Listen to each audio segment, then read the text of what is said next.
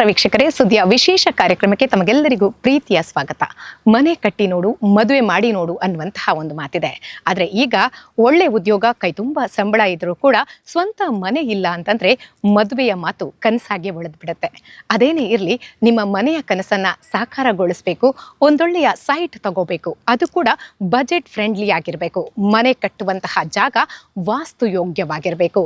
ಕನಸಿನ ಮನೆ ನನಸಾದ ಬಳಿಕ ಕೂಡ ಆ ಮನೆ ವಾಸ್ತವಕ್ಕೆ ಹಾಗೆ ಮನಸ್ಸಿಗೆ ಮುದ ನೀಡೋ ಹಾಗಿರಬೇಕು. ಒಟ್ಟಿನಲ್ಲಿ ಒಂದೊಳ್ಳೆ ಜಾಗದಲ್ಲಿ ಒಳ್ಳೆ ಸೈಟ್ ಬೇಕು ಅನ್ನುವಂತಹ ಕನಸು ಕಾಣ್ತಾ ಇದ್ದೀರಾ? ನಿಮ್ಮ ಕನಸನ್ನ ನನಸಾಗುವಂತಹ ಒಂದೊಳ್ಳೆ ಲೇಔಟನ್ನು ನಾನಿವತ್ತು ನಿಮಗೆ ಪರಿಚಯಿಸ್ತಾ ಹೋಗ್ತೀನಿ.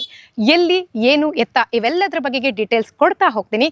ಅದಕ್ಕೂ ಮೊದಲು ಒಮ್ಮೆ ಈ ಲೇಔಟ್ನತ್ತ ಕಣ್ಣಾಡಿಸ್ಕೊಂಡು ಬನ್ನಿ.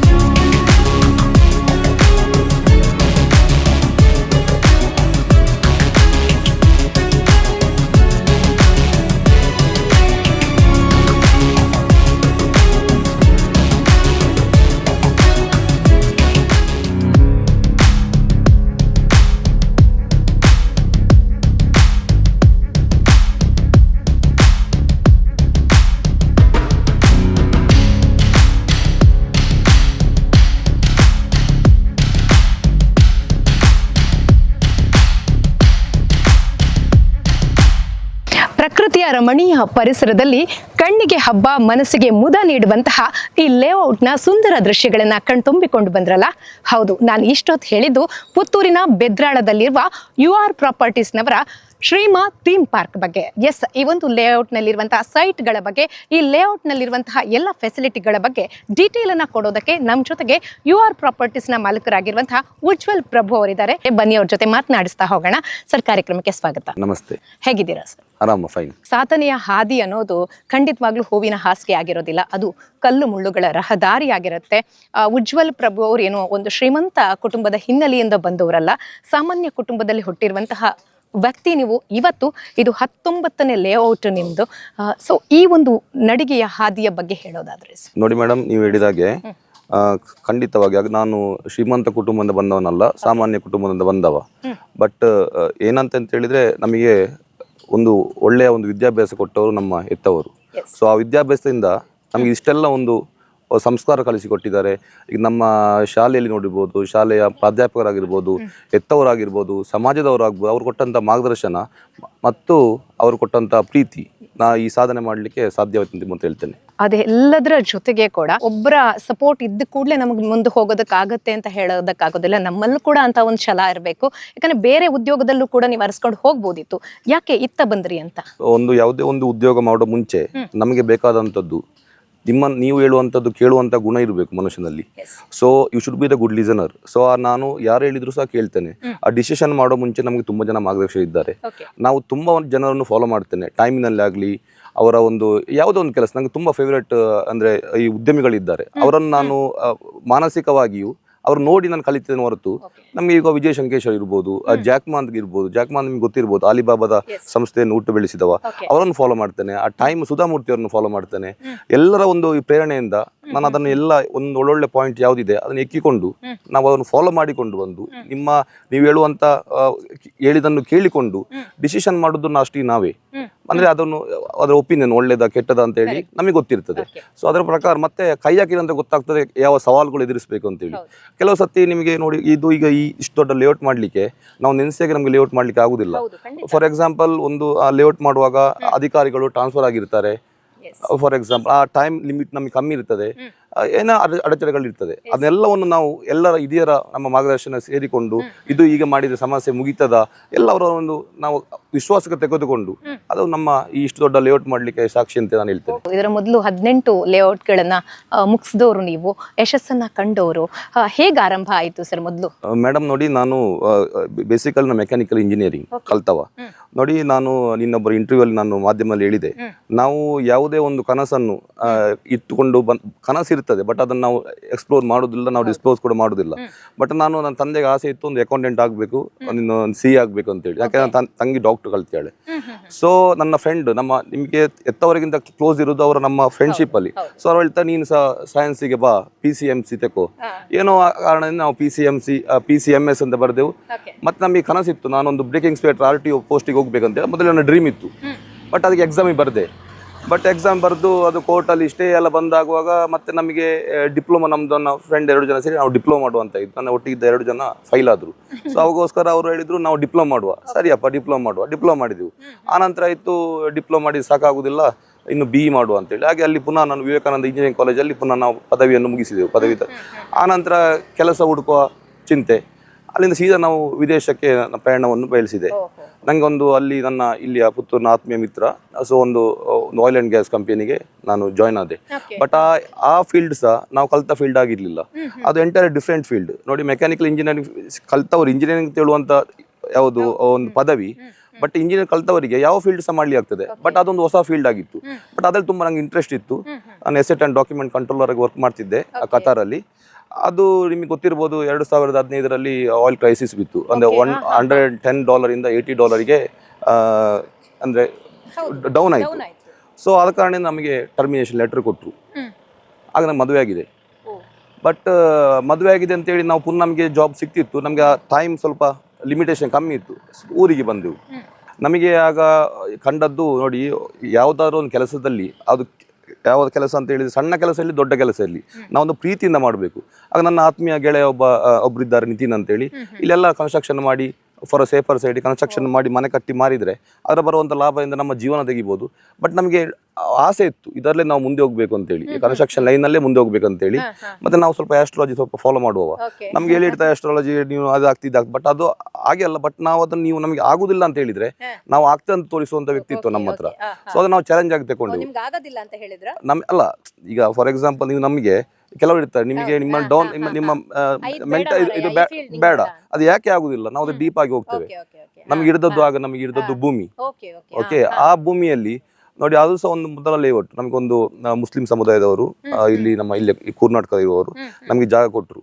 ಆ ದಿವಸ ಪುನಃ ನಮಗೆ ಎಂತ ಅಂತ ಹೇಳಿದ್ರೆ ಗ್ರಾಚಾರ ಅಂತ ಹೇಳಿದ್ರೆ, ನಿಮಗೆ ನೋಡಿರ್ಬೋದು, ಮೋದಿ ಇದು ನಮ್ಮ ಡಿಮಾಂಡೇಷನ್ ಬಂತು. ನಿಮಗೆ ಅವಾಗ ನಿಮಗೆ ಎಲ್ಲ ಪ್ಯಾನಿಕ್ ಆದ್ರು. ಬಟ್ ನಮಗೆ ಆ ಸೈಟ್ ಸಹ ಒಂದು ದೇವರ ಆಶೀರ್ವಾದದಿಂದ 3 ತಿಂಗಳಲ್ಲಿ ನಾವು ಸೈಟ್ ಸೇಲ್ ಮಾಡಿದ್ದೇವೆ. ಅಲ್ಲಿಂದ ನಾವು ಗ್ರಾಹಕರ ಪ್ರೀತಿ ಗಳಿಸಿದ್ದು ನಿಜಕ್ಕೂ ನಮಗೆ ಒಂದು ಅತ್ಯಂತ ಒಂದು ಸಂತೋಷ ವಿಷಯ, ಟರ್ನಿಂಗ್ ಪಾಯಿಂಟ್. ಯಾಕಂತ ಹೇಳಿದ್ರೆ ಅಲ್ಲಿಂದ ನಾವು ಮಾಡಿಕೊಂಡು ಬಂದಂತ ಲೇಔಟ್ ಇವತ್ತಿಗೆ 19 ಲೇಔಟ್ ನಾವು ಯಶಸ್ವಿಯಾಗಿ ನಾವು ಮಾಡಿದ್ದೇವೆ ಅಂತ ಹೇಳಿದ್ರೆ ನಂಗೆ ತುಂಬಾ ಹೆಮ್ಮೆ ಆಗ್ತದೆ. ಮತ್ತೆ ಈ ಯಶಸ್ಸಿನ ಹಿಂದೆ ನಾನೊಬ್ಬನಲ್ಲಿ ಇಷ್ಟೊಡ್ಡ ಲೇಔಟ್ ಮಾಡ್ಲಿಕ್ಕೆ ನಿಮಗೆ ಗೊತ್ತಿರ್ಬೋದು, ಇದು ಒಬ್ಬರಿಂದ ಮಾಡುವಂತ ಕಾರ್ಯ ಅಲ್ಲವೇ ಅಲ್ಲ. ನಮ್ಮೊಟ್ಟಿಗೆ ಒಳ್ಳೆಯ ಮಾರ್ಗದರ್ಶಕರು ಮತ್ತೆ ನಮಗೆ ಈ ಜನಗಳು ಕೊಟ್ಟಂತ ಪ್ರೀತಿ ನೋಡಿ. ಈಗ ನಾವು ಇಲ್ಲಿ ಈ ಊರಿಗೆ ಬರುವಾಗ ನಮಗೆ ಫಸ್ಟ್ ಗೊತ್ತಿರುವುದಿಲ್ಲ, ಏನೋ ಎಂತ ಬರ್ತಾರೆ, ರಿಯಲ್ ಎಸ್ಟೇಟ್ ಮಾಡುವವರು ಕಳ್ಳರು ಎಲ್ಲ ಥಿಂಕಿಂಗ್ ಇರುತ್ತೆ. ಇದರಲ್ಲಿ ನೋಡಿ, ನಾವು ರಿಯಲ್ ಎಸ್ಟೇಟ್ ಮಾಡುವಾಗ ಇದರಲ್ಲಿ ನಮಗೆ ದೊಡ್ಡ ದೊಡ್ಡ ಗಿಡ ಮರಗಳು ಇರ್ತದೆ. ನಮಗೆ ಸ್ವಲ್ಪ ಬೇಜಾರುಂಟು, ಪ್ರಕೃತಿಯನ್ನು ನಾವು ಹಾಳು ಮಾಡ್ತೇವೆ ಅಂತೇಳಿ. ಬಟ್ ಹಾಗೆ ಅಂತೇಳಿ ಎಷ್ಟು ನಾವು ಮರ ತೆಗಿತೇವೆ, ನಾವು ಪರಿಸರ ಪ್ರೇಮಿಗಳು, ನಾವು ಅಷ್ಟೇ ಮರವನ್ನು ಸಹ ನಾವು ಮರವನ್ನು ನಾವು ನೆಡ್ತೇವೆ. ಒಂದು ಸೈಡ್ ಇಂದ ನೋಡಿ, ಇಲ್ಲೊಂದು ಅಜೀರ್ಣಾವಸ್ಥೆಯ ದೇವಸ್ಥಾನಗಳಿದ್ದವು. ಅದನ್ನು ನಾವು ನೋಡಿ, ನಾವು ಜೀರ್ಣೋದ್ಧಾರ ಮಾಡಿ, ಅದು ನಮ್ಮ ಕೈಯಲ್ಲಿ ಒಂದೊಂದು ಬಂದಂತ ಭಾಗ್ಯ. ಅದು ಯಾರಿಗೂ ಸಿಗುದಿಲ್ಲ. ಎಷ್ಟೋ ವರ್ಷದಿಂದ ಅದೊಂದು ಅಜೀರ್ಣಾವಸ್ಥೆಯಲ್ಲಿ ಇತ್ತು. ನೋಡ್ಕೊಂಡು ಹೋಗೋಣ, ತುಂಬಾ ಮಾತನಾಡೋದಿದೆ. ಸರ್, ಒಟ್ಟು ಎಷ್ಟು ಸೈಟ್ ಇದೆ ಇದರಲ್ಲಿ? ನಿಮಗೆ ಗೊತ್ತಿರಬಹುದು, ಇದು ಅಧಿಕೃತ ಬಡಾವಣೆ. ಅಧಿಕೃತ ಬಡಾವಣೆ ಅಂತ ಹೇಳಿದ್ರೆ ಮೊದಲು ಈ ಜಾಗ ತಗೊಳ್ಳುವಾಗ ನಾವು ಅಗ್ರಿಕಲ್ಚರ್ ಭೂಮಿಯನ್ನು ತಗೊಳ್ತೇವೆ. ಕನ್ವರ್ಷನ್ ಅಂತ ಹೇಳಿದ್ರೆ ನಿಮಗೆ ಈ ಅಗ್ರಿಕಲ್ಚರ್ ಇಂದ ರೆಸಿಡೆನ್ಷಿಯಲ್ಗೆ ಮಾಡ್ಬೇಕಾದ್ರೆ ಕನ್ವರ್ಷನ್ ಆರ್ಡರ್ ಬೇಕಾಗ್ತದೆ. ಸೊ ಕನ್ವರ್ಷನ್ ಮಾಡಿ ಆದ ನಂತರ ನೀವು ಅದಕ್ಕೆ ನಮಗೆ ಇಲ್ಲಿ ಅಥಾರಿಟಿ ಇರುವುದು ಪೂಡ, ಅಂದ್ರೆ ಪುತ್ತೂರು ಅರ್ಬನ್ ಡೆವಲಪ್ಮೆಂಟ್ ಅಥಾರಿಟಿ ಅಂತೇಳಿ, ಮತ್ತೆ ನಗರಸಭೆ. ಇವರ 2 ಜನರ ಸಹ ಈ ಅಪ್ರೂವಲ್ ತಗೊಂಡುಕೊಂಡು ಇದೆಲ್ಲ ಆದ ನಂತರ ರೇರಾ ಅಂತ ಒಂದು ಇದೆ, ರಿಯಲ್ ಎಸ್ಟೇಟ್ ರೆಗ್ಯುಲೇಟರಿ ಅಥಾರಿಟಿ ಅಂತೇಳಿ. ಸೊ ನಮಗೆ 1 ಎಕರೆ ಜಾಗದಲ್ಲಿ ನಿಮಗೆ ಸೇಲ್ ಮಾಡ್ಲಿಕ್ಕೆ ಸಿಗುದು 55% ಮಾತ್ರ. ಫಾರ್ ಎಕ್ಸಾಂಪಲ್, ಈ 1 ಎಕರೆಯಲ್ಲಿ ನಿಮಗೆ 55 ಸೆನ್ಸ್ ಜಾಗ ಕೊಡ್ತಾರೆ ಸೇಲ್ ಮಾಡಲಿಕ್ಕೆ. ಅದರೊಟ್ಟಿಗೆ ನೀವು ನೋಡಿರ್ಬೋದು, ಪಾರ್ಕ್, ಈ ಕಾಮನ್ ಏರಿಯಾ, ಇದೆಲ್ಲ ರೋಡ್ ಎಲ್ಲ ಬಿಡಬೇಕು. ಇದೆಲ್ಲ ಆದ ನಂತರ ಇದರ ರೇರಾದಲ್ಲಿ ಪ್ರಾಧಿಕಾರ ನೋಂದಣಿ ಆದ ನಂತರ ನಾವು ಸೈಟ್ ಮಾಡಲಿಕ್ಕೆ ಆಗುದು. ಎಷ್ಟಿದೆ ಸರ್ ಒಟ್ಟು ಟೋಟಲ್ ಎಷ್ಟು ಸೈಟ್? ಇದು 100 ಸೈಟ್ಸ್. 100 ಸೈಟ್ಸ್ ಇದೆ. ಎಷ್ಟು ಎಕರೆ ಇದೆ ಮೇಡಮ್ ಇದರಲ್ಲಿ ಟೋಟಲ್ 11.5 ಎಕರೆ ಜಾಗ, 11 ಎಕರೆ 82 ಸೆಂಟ್ ಜಾಗ. ನಮಗೆ 55% ಅಂದ್ರೆ ಆಲ್ಮೋಸ್ಟ್ ನಿಮಗೆ 5.92 ಎಕರ್ಸ್ ಆಫ್ ಲ್ಯಾಂಡ್ ನಾವು ಸೇಲ್ ಮಾಡಬಹುದು. 100 ಮನೆಗಳು ಇಲ್ಲಿ ತಲೆ ಎತ್ತಿ ನಿಲ್ಲೋದಕ್ಕಿದೆ. 100 ಮನೆಗಳಿಗೆ ಬೇಕಾಗುವಂತ ಬೇರೆ ಆಧುನಿಕ ಫೆಸಿಲಿಟಿಗಳು ತುಂಬಾ ಮಾಡಿದೀರಾ. ಏನೆಲ್ಲ ಮಾಡಿದೀರಾ ಸರ್? ಇನ್ ಡೀಟೇಲ್ ಆಗಿ ಮಾತಾಡ್ತಾ ಹೋಗೋಣ ಸರ್. ಅಲ್ಲಿ ಇನ್ನು ತುಂಬಾ ಚೆನ್ನಾಗಿ ಒಂದು ಕಣ್ಣಿಗೆ ಆಕರ್ಷಿಸ್ತಾ ಇರುವಂತದ್ದು ನಮ್ಮ ಪುತ್ತೂರಿಗರಿಗೆ ಅದು ಭಕ್ತಿಯ ತಾಣ ಕೂಡ ಹೌದು. ಒಂಥರ ಅಲ್ಲಿ ಭಕ್ತಿ ಕೂಡ ಕೊಟ್ಟಿದ್ದೀರಾ, ಪ್ರೀತಿ ಕೂಡ ಕೊಟ್ಟಿದ್ದೀರಾ, ಒಂಥರ ಜಾತ್ರೆಯ ವೈಬನ್ನ ಅಲ್ಲಿ ಕೊಟ್ಟಿದ್ದೀರಾ ಸರ್. ಬನ್ನಿ ಸರ್, ಅಲ್ಲಿ ಹೋಗೋಣ ನಾವು.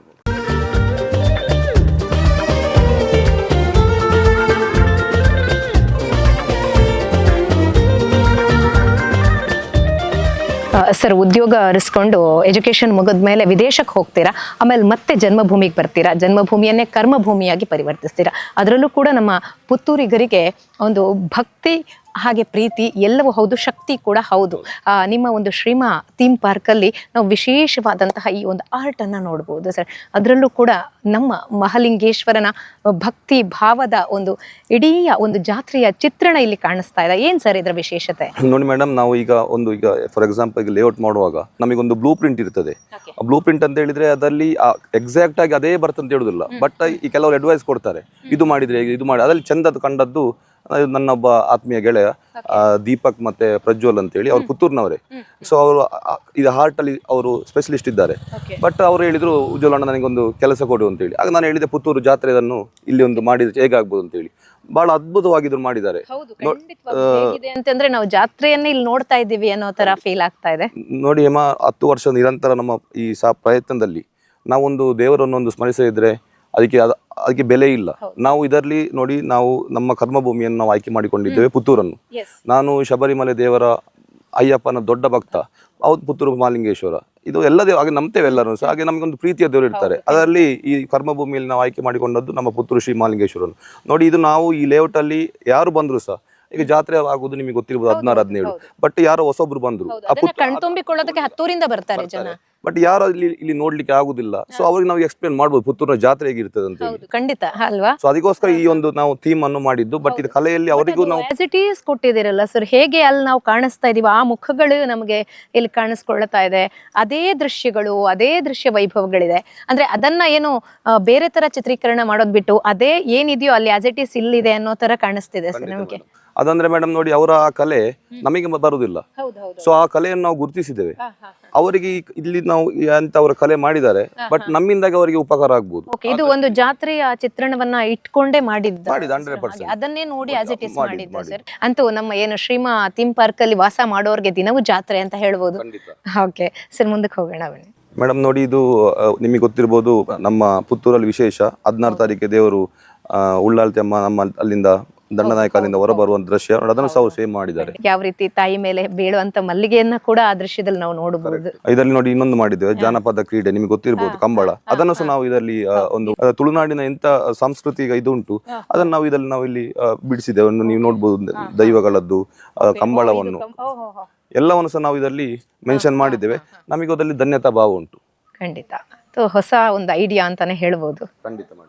10 ಎಕರೆ ಜಾಗದಲ್ಲಿ 11 ಎಕರೆ ಜಾಗದಲ್ಲಿ ಸಿಗುವಂತದ್ದು 55% ಅಂತ ಹೇಳಿದೆ. ಅದರಲ್ಲಿ ಈ ಪಾರ್ಕ್ಗೆ ನಾವು ಬಿಟ್ಟಿರ್ತೇವೆ ಒಂದು 10% ಜಾಗ. ಅದರಲ್ಲಿ ಫಾರ್ ಎಕ್ಸಾಂಪಲ್ ಇದು 1.25 ಎಕರೆಯಲ್ಲಿ ನಮ್ಮ ನಿರ್ಮಾಣದಂತ ಈ ಪಾರ್ಕ್. ಅದರಲ್ಲಿ ನೋಡಿ, ನೀವು ತೋರಿಸಿದ್ದೇವೆ ಈಗ, ಇದರಲ್ಲಿ ಫುಲ್ ವಾಕಿಂಗ್ ಪಾತ್ ಇದೆ, ಅಲ್ಲಿ ತನಕ ಫುಲ್ ವ್ಯಾಯಾಮ ಶಾಲೆ. ಇದು ನಮಗೆ ಇಲ್ಲಿ ಜಿಮ್ ಮಾಡ್ತೇವೆ. ಜಿಮ್ ಅಂದ್ರೆ ಇಲ್ಲಿ ನಿಮಗೆ ಈ ಮನೆಯಲ್ಲಿ ಒಂದು ಏಜ್ ಆದವರು ಸಂಜೆ ವಾಕಿಂಗ್ ಮಾಡಿ ಬಂದು ಯಾರು ಜಿಮ್ ಮಾಡ್ಬೋದು, ವಾಕಿಂಗ್ ಮಾಡೋರು ವಾಕಿಂಗ್ ಮಾಡ್ಬೋದು. ಎಲ್ಲ ವ್ಯವಸ್ಥೆ ನಾವು ಮಾಡಿದ್ದೇವೆ ಮೇಡಮ್. ಇದರಲ್ಲಿ ಇನ್ನೂ ಸ್ವಲ್ಪ ಉಪಕರಣಗಳು ಬರ್ಲಿಕ್ಕಿದೆ. ಈಗ ನಾವು ನಾಳೆ ತಯಾರಿಯಲ್ಲಿ ನಾವಿದ್ದೇವೆ. ಸೊ ಸಣ್ಣ ಪುಟ್ಟ ಕೆಲಸಗಳು ಕಾಮಗಾರಿ ಇಲ್ಲಿ ಬಾಕಿ ಇದೆ. ಸೊ ಅದನ್ನು ಒಂದು 2-3 ದಿನದಲ್ಲಿ ಕಾಮಗಾರಿ. ನಿಮ್ಮ ಬೇರೆ ಲೇಔಟ್ ಅಲ್ಲೂ ಈ ತರ ಜಿಮ್ ವ್ಯವಸ್ಥೆಗಳೆಲ್ಲ ಇದೆಯಾ ಸರ್? ಮೇಡಮ್, ಎಲ್ಲ ಲೇಔಟ್ ಅಲ್ಲಿ ಜಿಮ್ ವ್ಯವಸ್ಥೆ ಇದೆ. ಇದರಲ್ಲಿ ಸ್ವಲ್ಪ ನಾವು ವಿಶೇಷವಾಗಿ ಸ್ವಲ್ಪ ಗಮನವನ್ನು ಜಾಸ್ತಿ ಇಟ್ಟು ಮಾಡಿದ್ದೇವೆ. ಬಟ್ ಇದು ಸ್ವಲ್ಪ ಇಂಡೋರ್ ಟೈಪ್ ಅಲ್ಲಿ ಮಾಡಿದ್ದೇವೆ. ಆ ಟೈಪ್ ಅಲ್ಲಿ ಓಪನ್ ಜಿಮ್ ಮಾಡಿದ್ದೆವು. ಇದರಲ್ಲಿ ನಾವು ಇಂಡೋರ್ ಮಾಡಿದ್ದೇವೆ. ಅಂದ್ರೆ ಯಾರಿಗೂ ಯಾವ ಹೊತ್ತಲ್ಲೂ ಕೂಡ ಜಿಮ್ ಮಾಡಬಹುದು. ಅಂದ್ರೆ ಯಾಕಂದ್ರೆ ಕೆಲವರು ನೈಟ್ ಶಿಫ್ಟ್ ಇರುತ್ತೆ, ಕೆಲವರಿಗೆ ಡೇ ಶಿಫ್ಟ್ ಇರುತ್ತೆ, ವರ್ಕಿಂಗ್ ಅವರು. ಮೇಡಮ್, ಇದರಲ್ಲಿ ವಿಶೇಷವಾಗಿ ನಾವು ಅಲ್ಲಿ ಸೆಕ್ಯೂರಿಟಿ ಗಾರ್ಡ್ ನ ಒಂದು ವ್ಯವಸ್ಥೆ ಮಾಡಿದ್ದೇವೆ. ಇದು 24 hours ಸೆಕ್ಯೂರಿಟಿ ಗಾರ್ಡ್ ಇರ್ತಾರೆ. ಮತ್ತೆ ಇದು ಫಾರ್ ನಿಮ್ಮ ಭದ್ರತೆ ದೃಷ್ಟಿಯಿಂದ ಇದು ಫಾರ್ ಸೇಫರ್ ಎನ್ವೈರನ್ಮೆಂಟಲ್ ಕ್ರಿಯೇಟ್ ಮಾಡ್ತದೆ. ಆರೋಗ್ಯದ ದೃಷ್ಟಿಯಿಂದ ಕೂಡ ತುಂಬಾ ಅಗತ್ಯ.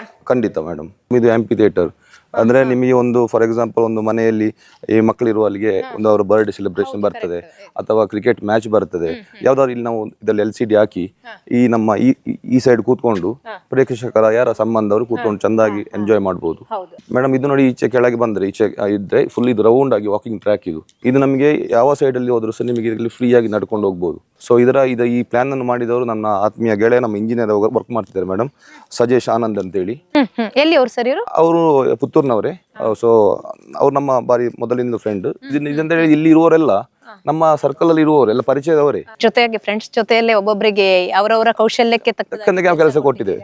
ಮತ್ತೊಂದು ನಮ್ಮಲ್ಲಿ ವಿಶೇಷತೆ ಎಂತಂದೇಳಿ ಮೇಡಮ್, ಫಾರ್ ಎಕ್ಸಾಂಪಲ್ ನಮ್ಮ ಒಟ್ಟಿಗೆ ಇರುವವರ ಹತ್ರ ನೀವು ಕೇಳಿಕೊಂಡು ಬಂದ್ರೆ ಇದು ಲೇಔಟ್ ಅಂತ ಹೇಳುವಂತ ದೃಷ್ಟಿ ನಮ್ಮ ಹತ್ರ ಕೇಳಿದ್ರೆ ನಮ್ಮ ಲೇಔಟ್ ಅಂತ ಹೇಳ್ತೇವೆ, ನಮ್ಮ ಒಟ್ಟಿಗೆ ಯಾರ ಹತ್ರ ಕೇಳಿದ್ರೆ ಸಹ ನಮ್ಮ ಲೇಔಟ್ ಹೇಳ್ತಾರೆ. ಅದು ವ್ಯತ್ಯಾಸ. ನನ್ನದಂತೂ ನಾವು ಯಾವ್ದು ನೆನೆಸ್ತಿಲ್ಲ, ನಮ್ಮದು ಅಂತ ಹೇಳಿ ಬಂದ್ರೆ ಮಾತ್ರ ಇಷ್ಟ ಅಲ್ಲ. ಪ್ರೀತಿ ಇರೋದ್ರಿಂದ ಈ ತರ ಕೆಲಸ ಆಗಿದೆ ಅಂತ. ಬುದ್ಧನೂ ಇದ್ದಾರೆ ನೋಡಿ ಮೇಡಮ್, ಬುದ್ಧನ ನಾವು ಇಲ್ಲ ಸ್ಟ್ಯಾಚು ಮಾಡಿದ್ದೇವೆ. ನಮ್ಮ ಲೈಫ್ ಅಲ್ಲಿ ಬುದ್ಧನಾಗೆ ಅವ್ರ ತತ್ವಗಳು ತಿಳಿಲಿ, ಇದರಲ್ಲಿ ಒಂದು ನಿಮಗೆ ಒಂದು ಸಮಾಜಕ್ಕೆ ಒಂದು ಕೊಡುವಂತ ಎಂತ ಒಂದು ಸಂದೇಶ ಈ ಲೇಔಟ್ ಅಲ್ಲಿ ಸ್ಪಷ್ಟವಾಗಿರುತ್ತೆ ಅಂತ ಹೇಳ್ತೇನೆ ನಾನು. ಬುದ್ಧನನ್ನ ನೋಡ್ತಾ ಇದ್ರೆ ಒಂದು ಮೈಂಡ್ ಅಷ್ಟು ಶಾಂತವಾಗುತ್ತೆ. ಖಂಡಿತ. ಎಲ್ಲಾನು ಒಂದೇ ಕಡೆ ಕೊಟ್ಟಿದ್ದೀರಾ ಸರಿ, ಯಾರಿಗ ಏನ್ ಬೇಕು ಅಂತ ಆಯ್ಕೆ ಮಾಡ್ಕೋಬಹುದು, ಅವರ ಇಷ್ಟ. ಈಗ ಮನೆಯವ್ರು ಹೇಳೋದು ಯೂತ್ಸ್ ಅಲ್ಲಿ ಇರ್ಬೋದು ಅಥವಾ ಇಲ್ಲಿ ಹಿರಿಯರು ವಾಕ್ ಮಾಡ್ಬೋದು, ಮಕ್ಕಳು ಆಟ ಆಡ್ಬೋದು, ಎಲ್ಲಾನು ಒಂದೇ ಕಡೆ ಇದೆ ಅಂತ. ಮೇಡಮ್ ಆ ಸೈಡಿಗೆ ಮಕ್ಕಳಿಗೆ ಆಟ ಆಡುವಂತ ಅಲ್ಲೂ ಹೋಗೋಣ ಸರ್. ಪಾರ್ಕ್ ಇದೆ.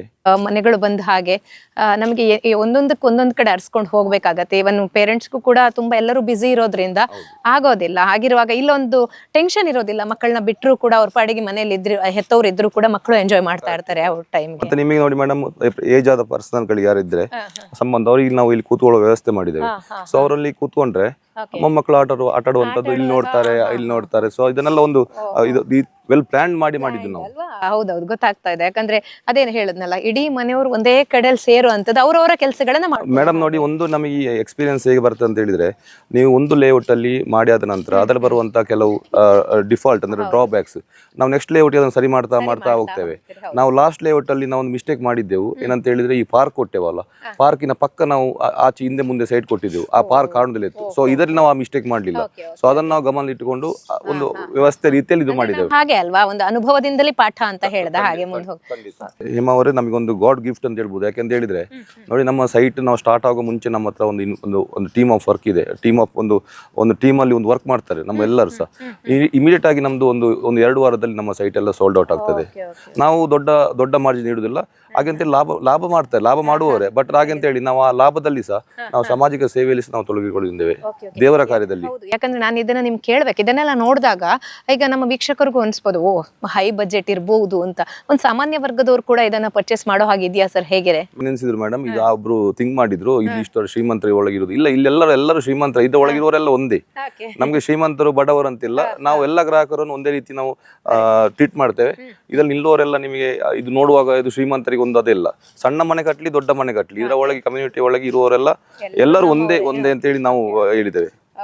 ಸರಿ, ಪಾರ್ಕನ್ನ ನೋಡ್ಕೊಂಡು ಬಂದ್ವಿ, ಎಲ್ಲ ಖುಷಿ ಆಯ್ತು ಒಂದ್ ಕಡೆ. ಆದ್ರೆ ಈ ಹೆಸರು ತುಂಬಾ ನಮ್ಮನ್ನ ಮನ್ಸಿಗೆ ಮುಟ್ತಾ ಇದೆ. ಯಾಕಂದ್ರೆ ನಾವು ಅನುಭವದಿಂದ ಹೊರಗೆ ಬಂದವರಷ್ಟೇ. ಇನ್ನೇನು ಮೊನ್ನೆ ನಡೆದಿರುವಂತಹ ಘಟನೆ, ಸಿಂಧೂರ್ ಪಾರ್ಕ್ ಅಂತ ಹೆಸರಿಟ್ಟಿದ್ದೀರಾ. ನೋಡಿ ಮೇಡಮ್, ನಾವು ಒಂದು ಮನುಷ್ಯ ಆಗಿ ಹುಟ್ಟಿದ ನಂತರ ನಾವು ಎಲ್ಲರಿಗೂ ಒಂದು ಗೌರವ ಕೊಡಬೇಕು. ಈ ಲೇಔಟ್, ಈ ನಮ್ಮ ಲೇಔಟ್ ಅಲ್ಲಿ ಈ ಪಾರ್ಕ್ ಅನ್ನು ನಮ್ಗೆ ಯಾರಿಗೆ ನಾವು ಸಮರ್ಪಣೆ ಮಾಡ್ತಂತ ಹೇಳಿದ್ರೆ, ನಮ್ಮ ಭಾರತೀಯ ಸೈನಿಕರಿಗೆ ಸಮರ್ಪಣೆ ಮಾಡ್ತೇವೆ. ನಾವು ಸೈನಿಕರು ಒಂದು ನೆನಪಿಡುವ, ಸ್ಮರಿಸುವ ಸಮಯದಲ್ಲಿ ಈ ಪಾರ್ಕ್ ಅನ್ನು ನಾವು ಹೆಸರು ಇಡುವ. ಈ ಪಾರ್ಕ್ ಅವರಿಗೆ ಸಲ್ಲಿ, ಗೊತ್ತಾಯ್ತು ನಿಮಗೆ, ಅದಕ್ಕೋಸ್ಕರ ನಾವು ಈ ಹೆಸರು ಇಟ್ಟದ್ದು. ಹೌದು, ನಮ್ಮ ಭಾವನಾತ್ಮಕ ಹೆಸರು ಕೂಡ ಹೌದು, ಸಿಂಧೂರ ಅನ್ನುವಂಥದ್ದು. ಹಾಗೆ ಪಾರ್ಕಿಗೂ ಕೂಡ ಒಂದು ಸೈನಿಕರ ಸ್ಮರಣೆಗಾಗಿ ಇಟ್ಟಿದ್ದೀರಾ, ದೇಶಕ್ಕೋಸ್ಕರ ಪ್ರಾಣ ತ್ಯಾಗ ಮಾಡುವಂತವರು. ಖಂಡಿತ ಸರ್, ಎಲ್ಲ ಎಷ್ಟೋ ಲೇಔಟ್ಗಳನ್ನು ನಾವು ನೋಡಿದ್ದೀವಿ, ಬಟ್ ಇಲ್ಲಿ ತುಂಬಾ ವಿಶೇಷವಾಗಿ ನಮಗೆ ಕಾಣಿಸುವಂಥದ್ದು ನಮ್ಮ ರಾಷ್ಟ್ರ ಲಾಂಛನ ಇದೆ. ಒಂದು ರಾಷ್ಟ್ರ ಧ್ವಜವನ್ನು ಹಾರಿಸುವಂತಹ ವ್ಯವಸ್ಥೆಯನ್ನ ಮಾಡಿದಿರಿ. ಒಂದು ಲೇಔಟ್ ಅಲ್ಲಿ ಇಂಥ ವ್ಯವಸ್ಥೆ ಕೂಡ ಮಾಡಿದಿರಲ್ವಾ ಸರ್? ಮೇಡಮ್ ನೋಡಿ, ನಾವಿಲ್ಲಿ ಇಷ್ಟು ಮಾತಾಡ್ಲಿಕ್ಕೆ, ನಮ್ಗೆ ಸ್ವತಂತ್ರ ಸಿಗದಿದ್ರೆ ನಾವು ಇಷ್ಟು ಮಾತಾಡ್ಲಿಕ್ಕೆ ಉಂಟಾ? ಇಲ್ಲ. ನಾವು ಅದಕ್ಕೋಸ್ಕರ ನೋಡಿ, ನಾವು ಒಂದು ಆಗಸ್ಟ್ 15ಕ್ಕೆ ಸ್ವತಂತ್ರ ದಿನಾಚರಣೆ ಸಂದರ್ಭದಲ್ಲಿ ನಾವು ರಾಷ್ಟ್ರಧ್ವಜವನ್ನು ಹಾರಿಸ್ತೇವೆ. ಇದರಲ್ಲಿ ಇಷ್ಟು ಲೇಔಟ್ ಮನೆ ಬರುವಾಗ ನಾವು ಒಂದು ರಾಷ್ಟ್ರಧ್ವಜಕ್ಕೆ ಕೊಡುವ ಗೌರವವನ್ನು ಸಲ್ಲಿಸಬೇಕು. ಸೊ ಆದ್ರೆ ಇಲ್ಲಿ ನಾವು ಆ ದೃಷ್ಟಿಕೋನ ಇಟ್ಟು ನಾವು ಮಾಡಿದ್ದೇವೆ. ಸರ್, ಒಂದ್ ಕಡೆ ಪಾರ್ಕ್ ತುಂಬಾ ಕಂಗೊಳಿಸ್ತಾ ಇದೆ, ಅದ್ರ ಜೊತೆಗೆ ಒಂದು ಸ್ವಿಮ್ಮಿಂಗ್ ಪೂಲ್ ನ ಕೆಲಸ ತುಂಬಾ ಭರದಲ್ಲಿ ಸಾಗ್ತಾ ಇದೆ ಸರ್ ಇಲ್ಲಿ. ಹೌದು, ಇದು ಈಗ ನಮಗೆ ಈಗ ಫೈನಲ್ ಸ್ಟೇಜ್ ಅಲ್ಲಿ ಇದ್ದೇವೆ ಹೇಮಾ. ಇದು ಒಂದು 2-3 ಡೇಸ್ ಅಲ್ಲಿ ಇದು ಫೈನಲ್ ಆಗ್ತದೆ. ಈಗ ಕಮಿಷನಿಂಗ್ ಆಗ್ತಾ ಉಂಟು, ಚೆಕ್ ಮಾಡ್ತಿದ್ದೇವೆ. ಬಟ್ 2-3 ದಿನದಲ್ಲಿ ನೀವು ತುಂಬಿಸ್ತೇವೆ ಇದಕ್ಕೆ. ಇದು ಮಕ್ಕಳಿಗೆ ದೊಡ್ಡವರಿಗೆ ಏನು? ಹೌದು, ಎಲ್ಲ ಇದು ಅಂದ್ರೆ ಮಕ್ಕಳಿಗೆ ಮತ್ತೆ ಇದು ಅದು ಸಣ್ಣವರಿಗೆ, ಇದು ದೊಡ್ಡವರಿಗೆ. ಸ್ವಿಮ್ಮಿಂಗ್ ಪೂಲ್ ನ ವ್ಯವಸ್ಥೆ ಕೂಡ, ಪಾರ್ಕ್ ಜೊತೆಗೆ ಅದ್ರ ಪಕ್ಕದಲ್ಲಿ ಸ್ವಿಮ್ಮಿಂಗ್ ಪೂಲ್ ನ ವ್ಯವಸ್ಥೆ ಕೂಡ ಇದೆ. ಪುತ್ತೂರು ಮುಂದಿನ ದಿನ ಜಿಲ್ಲೆ ಆಗುವಂತ ಯಾವ್ದು ಜಿಲ್ಲೆ ಆಗುವಂತ ವ್ಯವಸ್ಥೆಯಲ್ಲಿ ನಾವು ಇದ್ದೇವೆ. ಸೊ ಇದು ಪುತ್ತೂರಿಗೆ ಈ ಲೇಔಟ್ ಒಂದು ಮಾದರಿ ಲೇಔಟ್ ಆಗಬೇಕು ನಮ್ಮ ಕಲ್ಪನೆ ಇತ್ತು. ನನ್ನ ಒಬ್ಬಂದಲ್ಲ, ನಮ್ಮೆಲ್ಲರದೊಂದು ಕಲ್ಪನೆ ಇತ್ತು ಈಗ ಆಗ್ಬೇಕು ಅಂತೇಳಿ. ಯಾಕಂತ ಹೇಳಿದ್ರೆ ಪುತ್ತೂರು ವೇಗವಾಗಿ ಬೆಳೆಯುತ್ತಿದೆ, ನಿಮ್ಗೆ ಗೊತ್ತಿದೆ. ಸೊ ಅದಕ್ಕೆ ಇದೊಂದು ಮಾದರಿ ಲೇಔಟ್ ಆಗ್ಲಿ ಅಂತೇಳಿ ನಾವು ದೇವರ ಹತ್ರ ಕೇಳುದು. ನನ್ನ ದೇವರದಲ್ಲ, ಮಾದರಿ ಲೇಔಟ್ ಆಗ್ಬೇಕು ಇದೊಂದು. ಸೊ ಅದಕ್ಕೆ ಇಷ್ಟೆಲ್ಲ ನಾವು ಮಾಡಿದ್ದು. ಹೌದು, ಎಲ್ಲ ಏನು ಬೇಕೋ ಆಧುನಿಕತೆಯ ಜನರ ಮನಸ್ಸಿಗೆ ಒಪ್ಪುವಂತಹ, ಅವರನ್ನ ಅಟ್ರಾಕ್ಟ್ ಮಾಡೋದಕ್ಕೆ ಏನೆಲ್ಲ ಬೇಕೋ ಅದೆಲ್ಲವನ್ನ ವ್ಯವಸ್ಥಿತವಾಗಿ ಮಾಡಿದೀರಾ ಸರ್. ಮುಂದಿನ ಪ್ರಾಜೆಕ್ಟ್ ಏನು ನಿಮ್ದು? ಈಗ ನಮ್ದು 19ನೇ ಪ್ರಾಜೆಕ್ಟ್ ಅಂತ ಈಗಾಗಲೇ ಹೇಳಿದ್ದೇನೆ. ಸೊ ನಾವು 20ನೇ ಪ್ರಾಜೆಕ್ಟ್ ನಮ್ದು ಶ್ರೀಮಾ ಸೆಲೆಸ್ಟಿಯಲ್ ಅಂತೇಳಿ. ನಿಮಗೆ ಆಗ್ಬೋದು ಹೆಸರು ಇಡುದಲ್ಲ ಯಾರು ಈ ನಮ್ಮನೆ ಅಂತೇಳಿ. ಸೊ ಇದು ಹೇಗೆ ಅಂತೇಳಿ, ನಾವು ಕಾರಲ್ಲಿ ಹೋಗುವಾಗ ಅಚಾನಕ್ ನಮ್ಮ ಫ್ರೆಂಡ್ಸ್ ಹತ್ರ ಕೇಳ್ತೇವೆ ಯಾವ ಹೆಸರು ಇಡುದು. ನಮ್ಮ ಒಟ್ಟಿಗೆ ಯಾವ ಹೆಸರು ಇರ್ತದೆ, ಹಾಗೆ ಇದು ಇಡುವ. ಅದರ ಮೀನಿಂಗ್ ಶ್ರೀಮಾ ಸೆಲೆಸ್ಟಿಯಲ್ ಅಂತ ಹೇಳಿದ್ರೆ, ಸೆಲೆಸ್ಟಿಯಲ್ ಅಂದ್ರೆ ಸ್ವರ್ಗ. ಸೊ ಆ ಶ್ರೀಮಾ ಸೆಲೆಸ್ಟಿಯಲ್ ಅಂತೇಳಿ ಈಗ ಆಲ್ರೆಡಿ 12 ಎಕರೆ ಜಾಗ ನಾವು ಪ್ರೊಕ್ಯೂರ್ಮೆಂಟ್ ಮಾಡಿದ್ದೇವೆ. ಸೊ ಅದರಲ್ಲಿ ಸಹ ನಾವು ಇದರಲ್ಲಿ ಎಂತ ವ್ಯವಸ್ಥೆ ಉಂಟು, ಇದಕ್ಕಿಂತ ಒಂದು ಸ್ಟೆಪ್ ಜಾಸ್ತಿ ನಾವು ಕೊಡುವ ಪ್ರಯತ್ನ ನಾವು ಮಾಡ್ತೇವೆ. ಅದು ನಮ್ಮ ಪುತ್ತೂರು ಕ್ಲಬ್ಬಿನ ಪಕ್ಕವೇ ಆಗ್ತಿರುವಂಥ ಪ್ರಾಜೆಕ್ಟ್. ಸೊ ಅದರಲ್ಲಿ ನಾವೊಂದು ಒಂದು ಎಕರೆ ಜಾಗದಲ್ಲಿ ಒಂದು IT ಒಂದು ಪಾರ್ಕಿನಾಗ IT ಒಂದು 250-300 ಜನರಿಗೆ ಕೆಲಸ ಕೊಡುವ ದೃಷ್ಟಿಕೋನ ಇಟ್ಟು ನಮ್ಮದೇ ಆದಂಥ ಒಂದು ವಿಂಗ್ ಇದೆ, ವೆಬ್ ಪೀಪಲ್ ಅಂತೇಳಿ. ಸೊ ಅವರೊಟ್ಟಿಗೆ ನಾವು ಮಾತಾಡಿದ್ದೇವೆ ಈಗಾಗಲೇ. ಮತ್ತೆ ನಿಮಗೆ ನಮ್ಮ ವಿಶೇಷವಾಗಿ ನಮ್ಮ ಗೌರ್ಮೆಂಟಿನಿಂದ ಅನುದಾನ ಬರ್ತದೆ. ಅದು ನಮ್ಮ ಪುತ್ತೂರಿನ ಶಾಸಕ ಅಶೋಕ್ ಕುಮಾರ್ ಇವತ್ತು ನಾವು ಸಹ ಮಾತಾಡ್ತೇವೆ. ಅವರು ಅದನ್ನು ಹೆಲ್ಪ್ ಮಾಡ್ತಾ ಅನ್ನೋ ಭರವಸೆ ನಮ್ಮ ಮೇಲೆ ಇದೆ. ಒಂದು ದೊಡ್ಡ ಪ್ರಾಜೆಕ್ಟ್ ಅನ್ನ ಮುಂದೆ ಇಟ್ಕೊಂಡು ನಡೀತಾ ಇದ್ದೀರಾ ಸರ್. ಎಲ್ಲ ಹೆಸರುಗಳಲ್ಲಿ ಕೇಳಿದಾಗ ನನಗೆ ಶ್ರೀಮಾ ಅನ್ನುವಂಥ ಹೆಸರು ಕೇಳಿ ಬರ್ತಾ ಇರುವಾಗ ಅನ್ಸುತ್ತೆ ನನಗೆ, ಈ ಶ್ರೀಮಾ ಅನ್ನೋ ಹೆಸರಿನಲ್ಲೇ ಒಂದು ಪಾಸಿಟಿವ್ ವೈಬ್ ಇದೆಯಾ ಅಂತ ಸರ್. ಏನಿದೆ ಶ್ರೀಮಾ? ಅದು ಖಂಡಿತ. ಶ್ರೀಮಾ ಅಂತ ಹೇಳಿ ನನ್ನ ಮಗಳು. ನೋಡಿ, ಶ್ರೀಮಾ ಅಂತ ಹೆಸರು ಇಡ್ಲಿಕ್ಕೆ ಕಾರಣ ಅಂತ ಹೇಳಿದ್ರೆ, ನನ್ನ ಆತ್ಮೀಯ ಗೆಳೆಯ ಮಂಗಳ ಮೆಡಿಕಲ್ ನ ಮಾಲಕರು ನಿತಿನ್ ಅಂತೇಳಿ.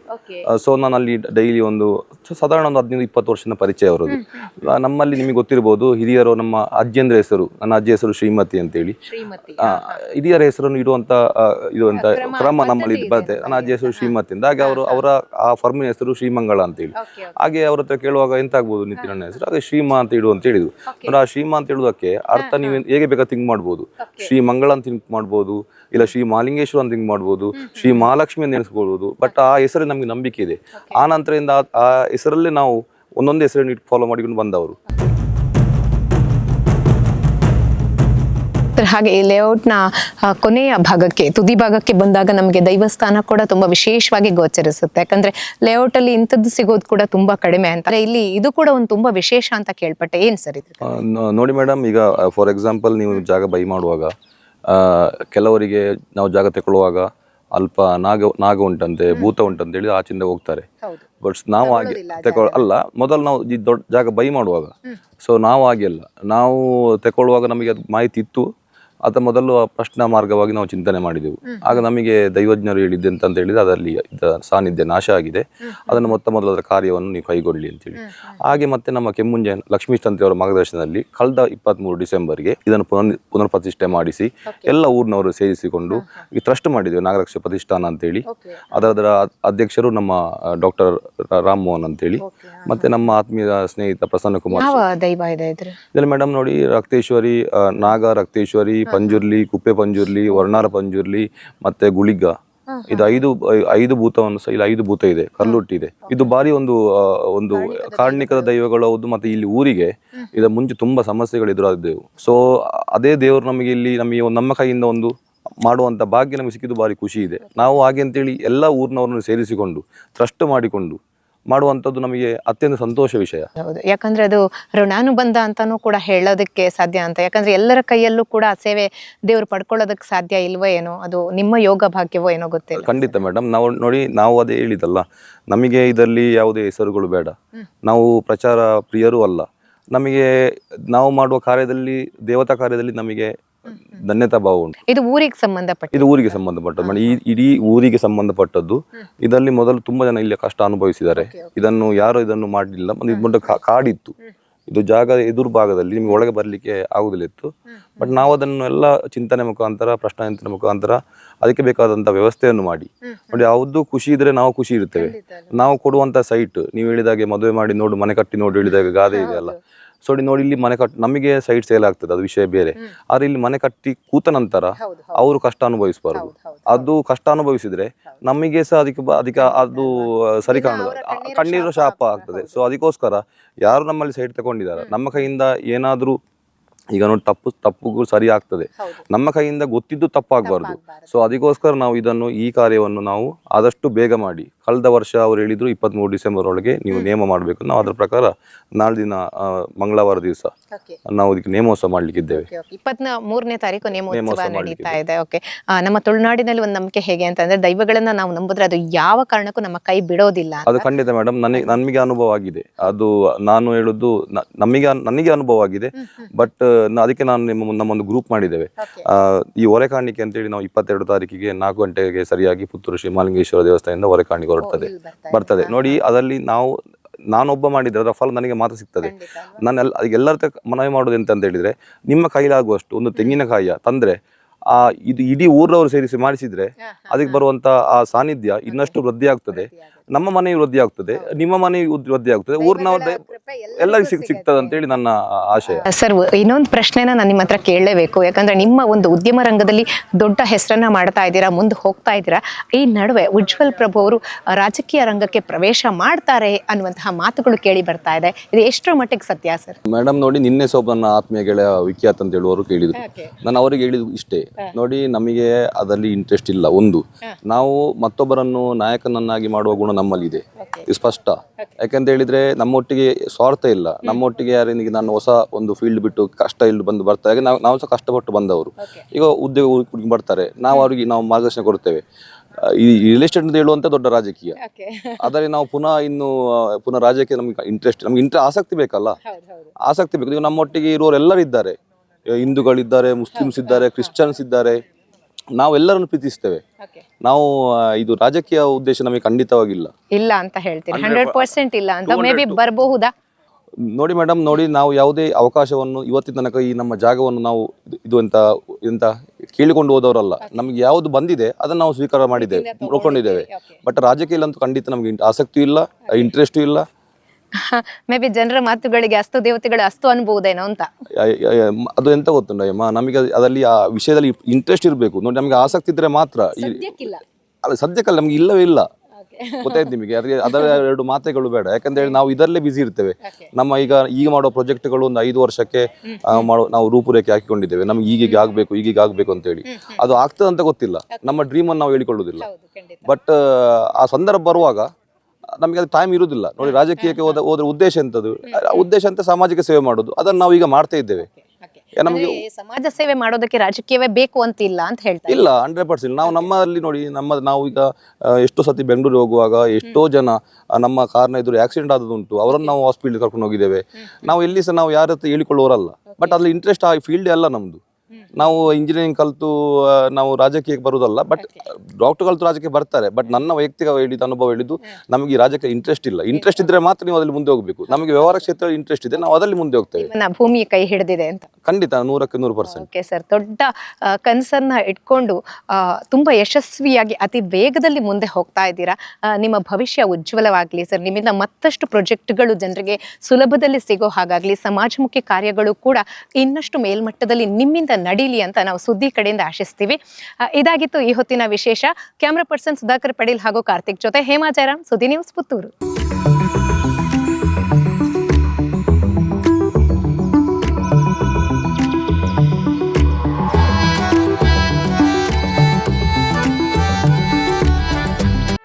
ಸುದ್ದಿ ಚಾನಲ್, ಕ್ಷಣ ಕ್ಷಣದ ಸುದ್ದಿಗಾಗಿ.